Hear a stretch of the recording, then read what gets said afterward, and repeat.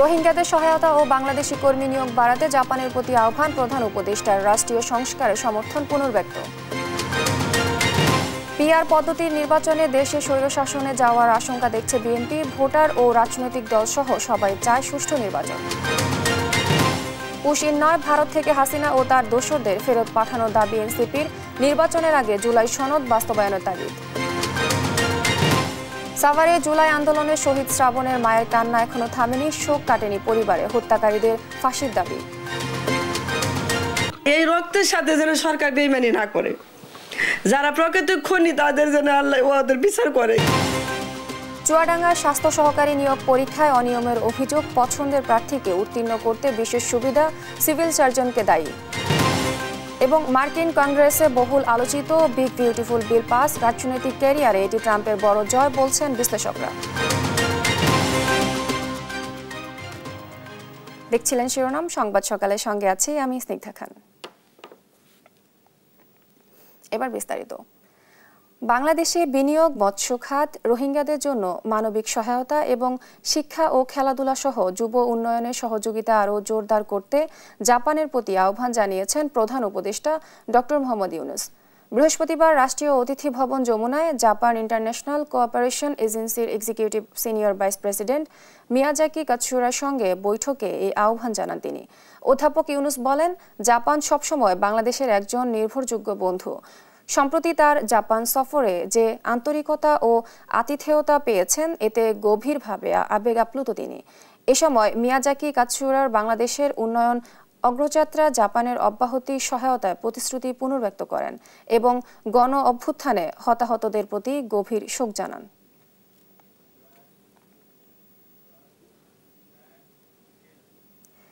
Legislative ও সংসদ বিষয়ক বিভাগের ভেটিং সাপেক্ষে সরকারি চাকরি অধ্যাদেশ 2025-এর দ্বিতীয় সংশোধনী অনুমোদন দিয়েছে উপদেষ্টা পরিষদ।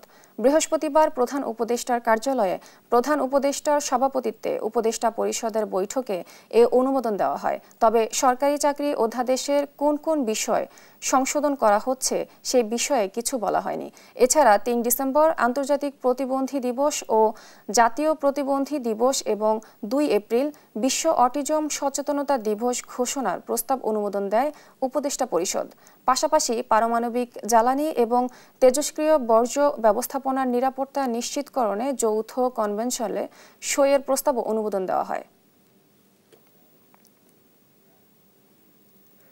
জাতীয় সংসদ নির্বাচনের মতো এবার স্থানীয় সরকার নির্বাচনেও ইলেকট্রনিক ভোটিং মেশিন ইভিএম ব্যবহার থেকে সরে এলো এএমএম নাসির উদ্দিনের নেতৃত্বাধীন নির্বাচন কমিশন। গেল 26 জুন নীতিমালার গ্যাজেট করা হলেও তা বৃহস্পতিবার প্রকাশ করে সংস্থাটি। স্থানীয় সরকার নির্বাচনে ভোট কেন্দ্রে স্থাপন ও ব্যবস্থাপনা নীতিমালা 2025 জারি করে এমন সিদ্ধান্তে এসেছে কমিশন। 2023 সালের করা নীতিমালা ইভিএমের ভোটদানের জন্য আলাদা ভোট কক্ষ স্থাপনের বিধান ছিল, যা এবারের নীতিমালা থেকে বাদ দেওয়া হয়েছে। ফলে স্থানীয় সরকার নির্বাচনগুলোতে ইভিএমের জন্য কোনো ভোট কেন্দ্র থাকছে না। এই প্রক্রিয়ার মধ্যেই সম্প্রতি সংসদ নির্বাচনের আইনি কাঠামো থেকে ইভিএমকে বাদ দেয় নির্বাচন কমিশন। এবার স্থানীয় সরকার নির্বাচনেও একই সিদ্ধান্ত এলো ইসি।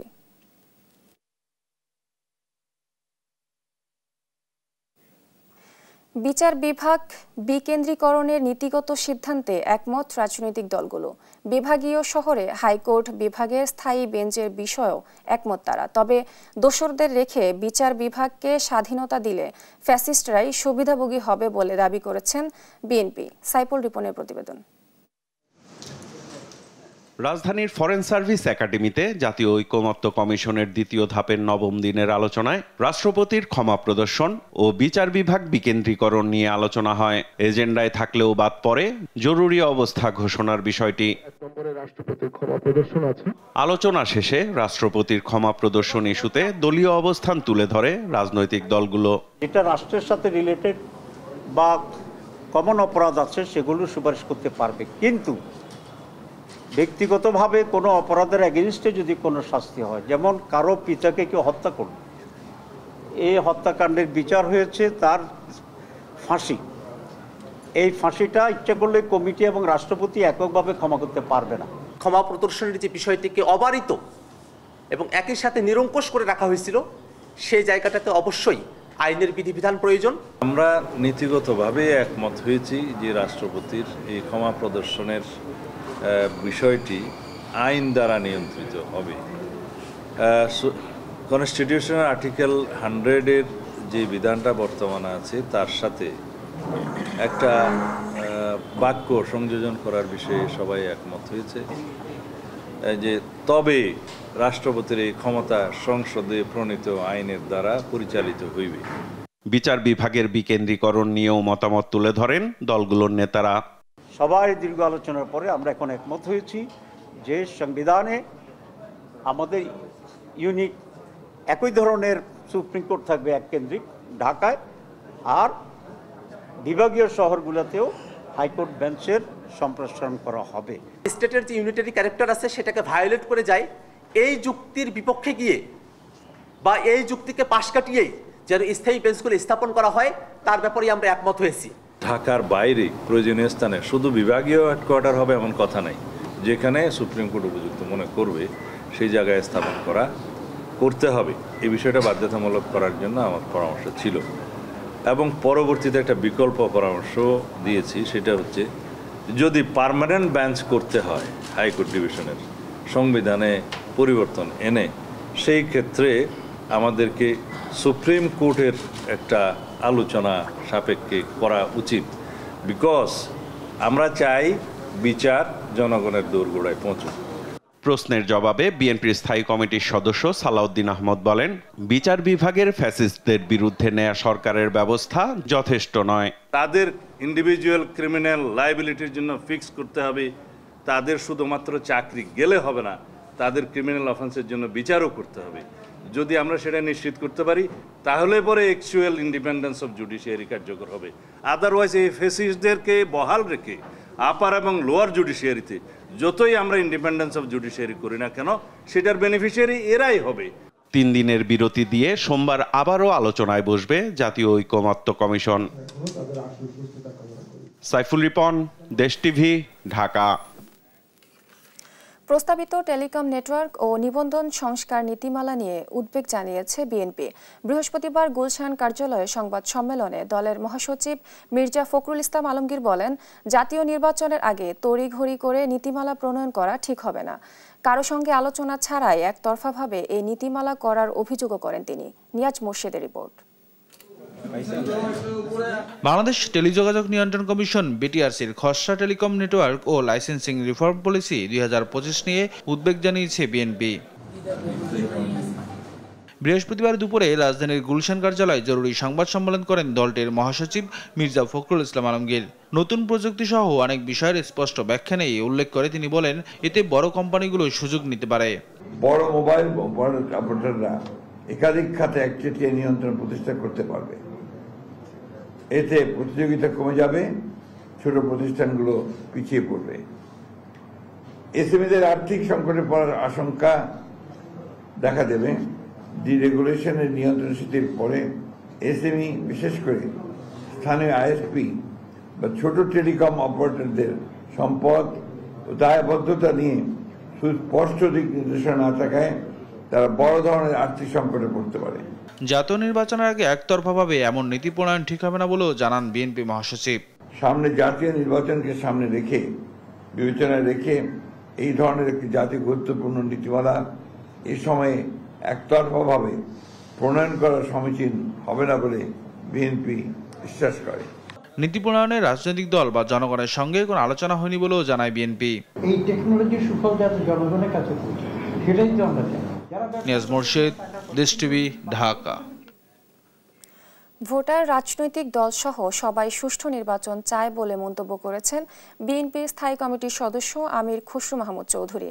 আর দলটির সিনিয়র যুগ্ম মহাসচিব রুহুল কবির রিজভী বলেন, সংখ্যানুপাতিক নির্বাচন দেশকে স্বৈর শাসনের দিকে ঠেলে দেবে। আরও জানাচ্ছেন ইউসুফ ভুইয়া। বৃহস্পতিবার বিকেলে রাজধানীর গুলশান কার্যালয়ে অস্ট্রেলিয়ান হাইকমিশনার সুশান রাইলের সঙ্গে সৌজন্য সাক্ষাৎ করে বিএনপির প্রতিনিধি দল। বৈঠকে দুই দেশের বিনিয়োগ, কৃষি, জাতীয় নির্বাচন সহ নানা বিষয়ে আলোচনা হয়। বৈঠক শেষে বিএনপি স্থায়ী কমিটির সদস্য আমির খসরু মাহমুদ চৌধুরী বলেন, সুষ্ঠু নির্বাচন অনুষ্ঠানে বাংলাদেশকে সহযোগিতা করবে অস্ট্রেলিয়া। সবাই স্থিতিশীল নির্বাচন চায় বলেও মন্তব্য করেন তিনি। নির্বাচনের ক্ষেত্রে অস্ট্রেলিয়ার একটা সহায়তা আছে এখানে, ইলেকশন কমিশনের উপর একটা বড় ধরনের সহায়তা তারা করে এবং সেটা করছে ইতিমধ্যে এবং তারা সেটা এগিয়ে নিয়ে যাচ্ছে। তারা চাচ্ছে একটি সুষ্ঠু নির্বাচন যাতে বাংলাদেশে হয়ে যায় এবং তার জন্য তাদের সহযোগিতা অব্যাহত থাকবে। এদিকে রংপুরে ড্যাব আয়োজিত জুলাই আগস্ট গণ অভ্যুত্থানের বার্ষিকী উপলক্ষে স্বেচ্ছায় রক্তদান ও ব্লাড গ্রুপিং অনুষ্ঠানে বক্তব্য রাখেন বিএনপির সিনিয়র যুগ্ম মহাসচিব রুহুল কবির রিজভী। বলেন, সংখ্যানুপাতিক নির্বাচন দেশকে স্বৈরশাসনের দিকে ঠেলে দেবে। যখন এই আনুপাতিক ভোটের বিষয়টি আসবে তখন দলকে ভোট দিবে, দল তারপরে বেছে বেছে তার লোকদের এমপি বলে ঘোষণা করবে, তাহলে তো আরো বেশি স্বৈর শাসনের দিকে ঠেলে দেওয়া হবে। স্থানীয় পর্যায়ে আর কোনো নেতৃত্ব থাকবে না। এ পদ্ধতি স্থানীয় পর্যায়ে নেতা তৈরির প্রধান অন্তরায় হবে বলেও মনে করেন রিজভী। ইউসুফ ভুঁইয়া, দেশ টিভি, ঢাকা। নির্বাচন কমিশনের নিরপেক্ষতা যাচাইয়ের জন্য জাতীয় নির্বাচনের আগে স্থানীয় নির্বাচন প্রয়োজন বলে মন্তব্য করেছেন জামায়াতে ইসলামী সেক্রেটারি জেনারেল অধ্যাপক মিয়া গোলাম ফরওয়ার। আর জুলাইয়ের মধ্যে জুলাই সনদ ঘোষণা করে জুলাই যোদ্ধাদের ঐতিহাসিক স্বীকৃতি দেওয়ার দাবি জানিয়েছেন দলটির সহকারী সেক্রেটারি জেনারেল মাওলানা রফিকুল ইসলাম খান। এনআই নাহিদের রিপোর্ট। রাজধানীর ডিপ্লোমা ইঞ্জিনিয়ার্স ইনস্টিটিউশনে জামায়াতে ইসলামী ঢাকা মহানগরী উত্তর ও দক্ষিণের যৌথ উদ্যোগে ১৯ জুলাই জাতীয় সমাবেশ বাস্তবায়নের লক্ষ্যে দায়িত্বশীলদের সভা হয়। সভায় জামায়াতে ইসলামীর সহকারী সেক্রেটারি জেনারেল মাওলানা রফিকুল ইসলাম খান বলেন, জুলাই বিপ্লবে শহীদ পরিবারকে ক্ষতিপূরণ ও প্রত্যেক পরিবারের একজনকে চাকরি দিতে হবে। শহীদ পরিবারের প্রত্যেক পরিবারের পক্ষ থেকে একজন করে কমপক্ষে সরকারি চাকরিতে নিয়োগ করতে হবে। আহতদের সুচিকিৎসার ব্যবস্থা করতে হবে। আহতদের পরিবারের পুনর্বাসনের কার্যকর ব্যবস্থা গ্রহণ করতে হবে। আর প্রধান অতিথির বক্তৃতায় দলের সেক্রেটারি জেনারেল অধ্যাপক মিয়া গোলাম পরোয়ার বলেন, স্থানীয় প্রতিনিধি না থাকায় লুটপাট বাড়ছে। পিআর পদ্ধতিতে নির্বাচন হলে কালো টাকার ছড়াছড়ি ও পেশি শক্তির লড়াই বন্ধ হবে বলেও মনে করেন তিনি। পিআর পদ্ধতি প্রপোর্শনাল রিপ্রেজেন্টেশন, যেখানে কোটি কোটি ভোটারের সঠিক প্রতিনিধিত্বের মূল্যায়ন হবে। নির্বাচনে কালো টাকা পেশি শক্তির প্রভাব মুক্ত হবে এবং পার্লামেন্টে দক্ষ যোগ্য পার্লামেন্টারিয়ানকে প্রত্যেকটি দল তার সিনিয়র, তার যোগ্য দক্ষ সৎ নেতৃত্বকে পার্লামেন্টে পাঠিয়ে আমাদের পার্লামেন্টকে একটা রিচ পার্লামেন্ট, যারা আইন প্রণয়ন করবেন, যারা আইন প্রণেতা হবেন। এই পদ্ধতি পৃথিবীর প্রায় ৬০টির উপরে আধুনিক গণতান্ত্রিক দেশে এই পদ্ধতিতে নির্বাচন হয়। জুলাইয়ের মধ্যে জুলাই সনদ ঘোষণা করে জুলাই যোদ্ধাদের ঐতিহাসিক স্বীকৃতি দেওয়ার দাবিও জানান জামায়াত নেতারা। উপস্থিত এনআই নাহিদ, দেশ টিভি, ঢাকা। পুশ ইন করতে হলে শেখ হাসিনা ও তার দোসরদের বাংলাদেশে ফেরত পাঠানোর দাবি জানিয়েছে জাতীয় নাগরিক পার্টি এনসিপির আহ্বায়ক নাহিদ ইসলাম। বৃহস্পতিবার সন্ধ্যায় পঞ্চগড়ে পদযাত্রা শেষে পথসভায় তিনি বলেন, কোনো সরকার সীমান্ত হত্যা বন্ধ করতে পারেনি। জুলাই সনদ বাস্তবায়ন ছাড়া নির্বাচনে এনসিপি অংশগ্রহণ করবে না। আলিমুজ্জামান সাপওয়ানের রিপোর্ট। দেশ গড়তে জুলাই পদযাত্রার তৃতীয় দিন নীলফামারী সৈয়দপুর থেকে কর্মসূচি শুরু করে জাতীয় নাগরিক পার্টি এনসিপি। বৃহস্পতিবার সকালে শহীদ সাজ্জাদের কবর জিয়ারত ও হাতিখানা বিহারী ক্যাম্প পরিদর্শন করেন তারা। পরে নীলফামারীর পথে পথে পদযাত্রা করে নেতারা। পদযাত্রা শেষে শহরের ডিসি মোড় এলাকায় পথসভায় যোগ দেন নেতারা। পথসভা থেকে ঘোষণা দেন চাঁদাবাজি ও দখলদারিত্ব রুখে দেয়ার। রাষ্ট্রের পুলিশ বাহিনী, নিরাপত্তা বাহিনী সবার হয়ে কাজ করবে, কোন দলের কোন পক্ষের হয়ে কাজ করবে না। গণ অভ্যুত্থানের নেতারা এখনো জীবিত আছেন উল্লেখ করে দেশকে পুরনো ধারা নেয়ার ষড়যন্ত্রকারীদের বিরুদ্ধে হুঁশিয়ারি দেন আহ্বায়ক নাহিদ ইসলাম। আমরা হুঁশিয়ারি দিতে চাই যে 24-এর গণ অভ্যুত্থান যারা করেছে তারা কিন্তু এখনো জাগ্রত আছে, এখনো রাজপথে আছে। ফলে যদি কেউ মনে করে আবার পুরনো বন্দোবস্ত, পুরনো দখলদারিত্ব, পুরনো সন্ত্রাসের রাজনীতি আবার ফেরত আনবে, তাদের পরিণতিও কিন্তু স্বৈরাচার হাসিনার মতোই হবে। পরে নীলফামারী থেকে পঞ্চগড়ের উদ্দেশ্যে রওনা দেয় নেতারা। পথে দেবীগঞ্জ বাজারে পঞ্চগড় ১ আসনে এনসিপির মনোনয়ন প্রত্যাশী সার্জিস আলমকে পরিচয় করিয়ে দেয়া হয়। বিকেলে পঞ্চগড় পৌঁছে শহরের গুরুত্বপূর্ণ মোড় প্রদক্ষিণ শেষে চৌরঙ্গী মোড়ে বক্তব্য রাখেন নেতারা। বলেন, যারা চাঁদাবাজি ও সিন্ডিকেট করছে তাদের আওয়ামী লীগের পথেই হাঁটতে হবে। আওয়ামী লীগ ভারতে পালানোর সুযোগ পেলেও আপনারা তাও পাবেন না। যারা এই চাঁদাবাজি করছেন, সিন্ডিকেট করছেন, আওয়ামী লীগ গেছে যে পথে, আপনারাও যাবেন সে পথে। আওয়ামী লীগ ভারতে যাওয়ার সুযোগ পেয়েছে, আপনারা সেটাও পাবেন না। পঞ্চগড়ের সমাপনী বক্তব্যে নাহিদ ইসলাম বলেন, ভারত থেকে অবৈধ অভিবাসীর নামে বাংলাদেশে পুশিন করা হচ্ছে। যদি ফেরত দিতেই হয়, হাসিনা ও তার ফ্যাসিস্টদের বাংলাদেশে পাঠান, তাদের বিচার করা হবে। ভারত থেকে অবৈধ অভিবাসী বলে পুশিন করা হচ্ছে। আমরা স্পষ্টভাবে বলতে চাই, যদি পাঠাতে হয় সেই শেখ হাসিনা এবং আওয়ামী ফ্যাসিস্টদের বাংলাদেশে পাঠান, আমরা এই জুলাই গণঅভ্যুত্থানের বিচারের আওতায় তারা নিয়ে আসবো। দিনব্যাপী পদযাত্রায় উত্তরাঞ্চলের মানুষের নিপীড়ন নির্যাতনের পাশে থাকার আশ্বাস দেন শীর্ষ নেতারা। আলিমুজ্জামান সাফওয়ান, দেশ টিভি, পঞ্চগড়। ঢাকায় জীবিকার তাগিদে কিংবা ভাগ্য বদলের আশায় প্রতিনিয়তই দেশের বিভিন্ন প্রান্ত থেকে ছুটে আসছেন নিম্ন আয়ের মানুষ। আত্মীয় স্বজন কিংবা পরিবার পরিজন না থাকায় ইট পাথরের যান্ত্রিক এই নগরে অনেকেরই স্থান হয় ফুটপাত, বাস টার্মিনাল কিংবা রেল স্টেশনে। রোদ বৃষ্টি ঝড়ে তাদের ঠাঁই হয় খোলা আকাশের নিচে। ছিন্নমূল এসব মানুষের জীবনচিত্র তুলে ধরছেন সাদ আহমেদ। জীবন নিয়ে কত শত অভিযোগ আমাদের। প্রাপ্তি অপ্রাপ্তির হিসেব কষতে কষতে বিষণ্ণতায় ডুবে যাওয়া মানুষগুলোর কাছে উদাহরণ হতে পারে পলিথিন মোড়ানো এই মানুষটি। ঢাকা শহরে এরকম হাজারো মানুষ রয়েছে যাদের মাথা গোজার ঠাইটুকু পর্যন্ত নেই, যাদের ঘুমোতে হয় রোদ বৃষ্টি ঝড়ে এই রাস্তায় কিংবা ফুটপাতে।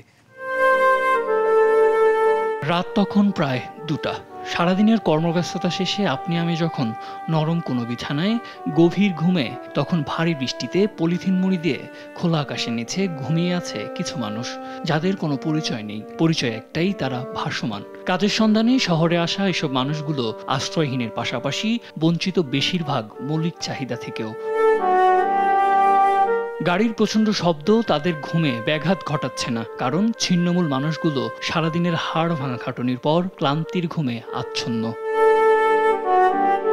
সোডিয়াম বাতির রাতের শহরে রয়েছে হাজারো মানুষের জীবিকার লড়াইয়ের ভিন্ন গল্প। পুরো শহর যখন ঘুমিয়ে যাওয়ার প্রস্তুতি নেয়, তখনও জেগে থাকে কিছু মানুষের স্বপ্ন।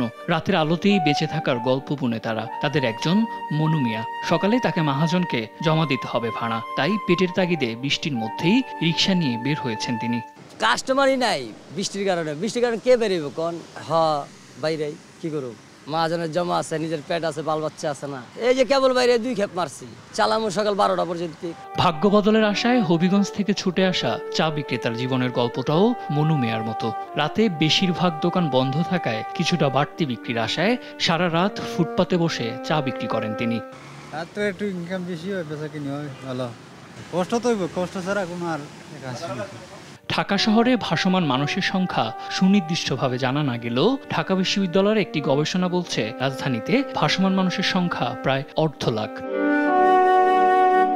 ভাঙাগড়ার দুনিয়ায় ধনী গরিবের বৈষম্য দূর হয়ে সবার জন্য তৈরি হবে নিরাপদ ও ন্যূনতম সম্মান নিয়ে বেঁচে থাকার নিশ্চয়তা, এমন প্রত্যাশা সবার।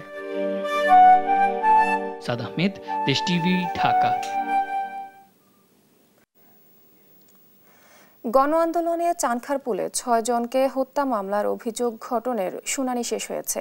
14 জুলাই আদেশের দিন নির্ধারণ করেছে আন্তর্জাতিক অপরাধ ট্রাইব্যুনাল 1, যা জুলাই আগস্টের কোনো মামলার প্রথম অভিযোগ গঠন হতে পারে বলে জানিয়েছে রাষ্ট্রপক্ষ।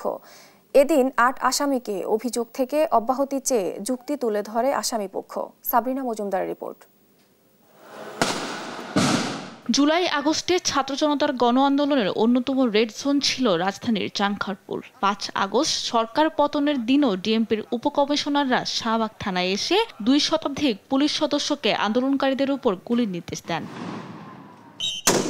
এমন নির্দেশনা পেয়ে আরো বেপরোয়া হয়ে ওঠে আইন শৃঙ্খলা বাহিনী। সেদিন ছাত্রদের লং মার্চ টু ঢাকা কর্মসূচি দমনের নির্বিচারে গুলি চালায় তারা। চানখারপুলে সেদিন শহীদ হয় স্কুল ছাত্র আনাস সহ 6 জন।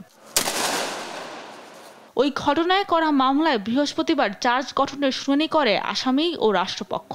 শুনানি শেষে মামলার চার্জ গঠনের জন্য আগামী 14 জুলাই দিন ধার্য করে ট্রাইব্যুনাল 1। চার্জ ফ্রেম করার পর করার মতো যথেষ্ট উপাদান আছে এবং ডিসচার্জ করার মতো কোনো উপাদান নাই, কাজেই চার্জ ফ্রেম হবে, এটা আমরা মনে প্রাণে বিশ্বাস করি। প্রসিকিউশন বলছে রাষ্ট্রের শীর্ষ পর্যায় থেকে পাওয়া নির্দেশনা বাস্তবায়ন করে মাঠ পর্যায়ে পুলিশ সদস্যরা। 50টারও বেশি ডিস্ট্রিক্টে, অর্থাৎ 54টা আমরা একটা তথ্য পেয়েছি, একটাতে 47টা তথ্য আছে।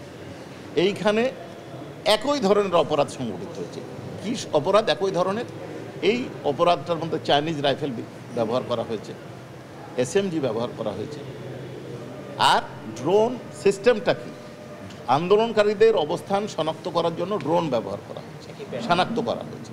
এই শনাক্ত করার পরে হেলিকপ্টার উড্ডয়ন করেছে, শনাক্তর ওখানে গুলি করা হয়েছে। গ্রেফতার থাকা আসামিদের পক্ষে আদালতে শুনানি করেন তাদের আইনজীবীরা, আর পলাতকদের পক্ষে স্টেট ডিফেন্স। ন্যায় বিচারের প্রত্যাশা আসামি পক্ষের আইনজীবীদের। 2024 সালের জুলাই আগস্ট মাসে যে ঘটনা ঘটেছে, আসামির বিরুদ্ধে যে অভিযোগ, সেই ঘটনার সময় আসামি পুলিশের একজন কনস্টেবল হিসাবে তার উপর প্রযোজ্য দেশীয় এবং আন্তর্জাতিক আইন অনুযায়ী তিনি জনগণের জানমাল রক্ষা এবং নিরাপত্তার জন্য দায়িত্বরত ছিলেন। এর আগে কারাগারে থাকা 4 আসামিকে ট্রাইব্যুনালে হাজির করা হয়। ট্রাইব্যুনালে হওয়া 27 মামলার মধ্যে এটি প্রথম মামলা, যার চার্জ গঠনের মাধ্যমে শুরু হবে জুলাই হত্যাযজ্ঞের আনুষ্ঠানিক বিচার।